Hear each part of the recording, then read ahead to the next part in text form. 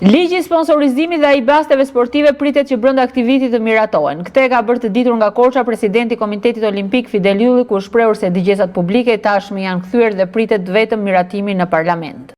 Nuk kanë ngërç, kanë mbaruar të gjithë dëgjesat dhe shpresoj që brenda muajit dhjetor ligji do të shkojë në parlament për të votuar.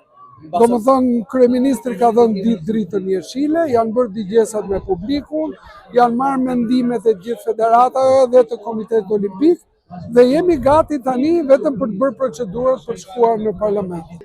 Do të kemi një ligj sponsorizimi dhe një ligj bastesh që janë shumë të rëndësishëm për sa i përket sportit, artit dhe kulturës. Për Korçën, para 4 vitesh u premtua një stadium i ri dhe modern, por kjo duket se do të vijojë të ngelet premtim të paktën për 4 vitet e ardhshme, pasi ka patur ngërç me tenderimin dhe afrimin e kompanive ndërkombëtare. E mbani mend këtë skarrakatinë që ka qenë këtu mbrapa, lënë nga koha e Enverit ashtu një palestër atletik. Shikoni sot, keni pallat sporti, keni një qendër fëmijësh, keni fushën e futbollit, fushat e atletikës, të tenisit, është bërë një park i jashtëzakonshëm që Vullën do t'ja bërë stadiumi, ku është bërë tenderimi, por nuk u ofrua si firmë.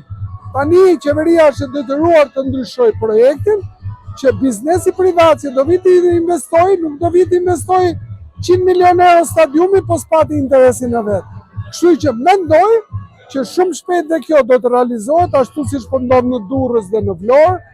Juglindja e vendit ka patur investime në fusha futbolli, voleybolli, tenisit dhe sporte të tjera, ndërsa kërkesat e korçarëve vijojnë të jenë tek stadiumi i ri.